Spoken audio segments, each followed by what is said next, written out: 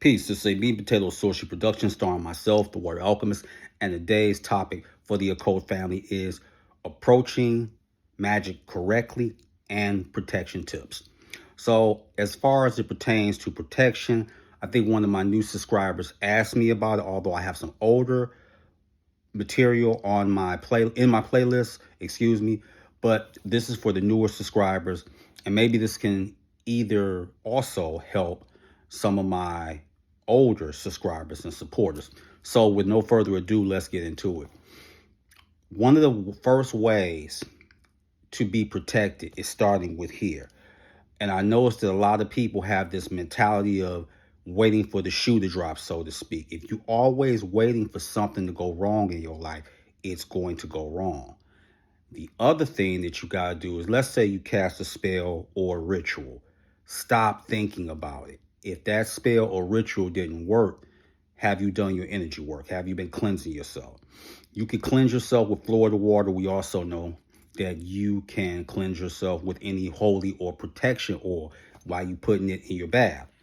And you can sage yourself. And I always recommend saging yourself or saging just your house and your environment, because there may be some residue energy from a family member that was either disgruntled, or you put them out, or y'all fell out over money, etc. That energy could still be in your house, so you may want to sage. Now, this is something that I really want to touch on, and because I really don't like when people are going through mental traumas and have not done the shadow work. That's another way you will not be effective. So I'm going to give these saints to you to work with, but also it's also for people who aren't ready to work with demons. So listen up. You can work with Saint Rita. Now, this is the patron saint of victims of abuse, loneliness, body wounds, and ailments, because we know sometimes people like to cut on themselves. Let's just be brutally honest. Saint Ladwina, this is the patron saint for those suffering from chronic illnesses. And we know that could be like kidney stones, gout, rheumatoid arthritis, etc. So that's a saint that you can pray to. You have Saint Maximilian Kolbe, patron saint for those suffering from addictions. And we know that, especially in the climate, we know that you got a lot of people struggling with addictions.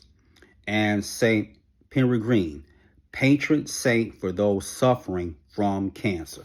Now, I want to kind of expound on this, and this is very important. And I see people make this mistake too.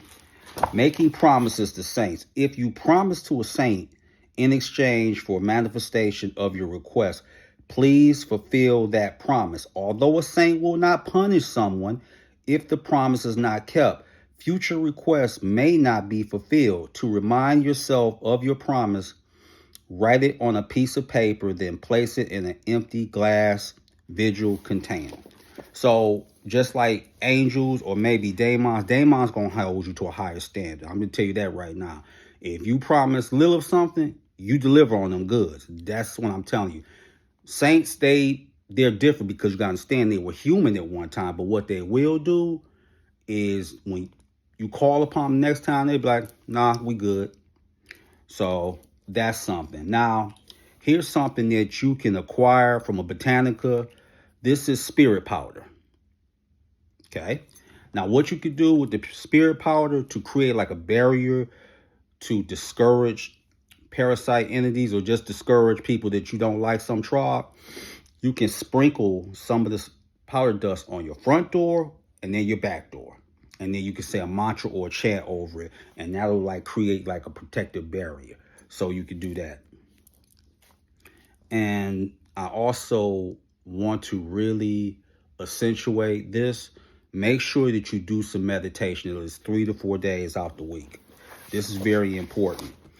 And this is one thing that I thought was over with in this community, but apparently it's not, is some people feel like you should command a demon to do your bidding. That's a recipe for disaster. Let me use this analogy. Imagine a 4 or 5-year-old, like, I command you to take me to McDonald's. You'll be like, man, you better get from around here, man. You're going to get sandwiched, man. Shut up. So that's the same thing. They've been around for thousands, some even millions of years. So it's very important that you show respect. Show respect gets respect. And I want to say this about offerings, if you choose to do them. If you want to make an offering to a specific spirit, start with the living tradition if one exists. Then don't go to the folklore and history for examples of what may be appropriate. Sometimes you will find offerings that you can make easily enough, such as eggs. You can pull up dandelions and honey to offer to Hecate. So those are some of the offers for Hecate. We know that Hecate is the goddess of witchcraft, and she's also very revered if you work with the Majorian magical current.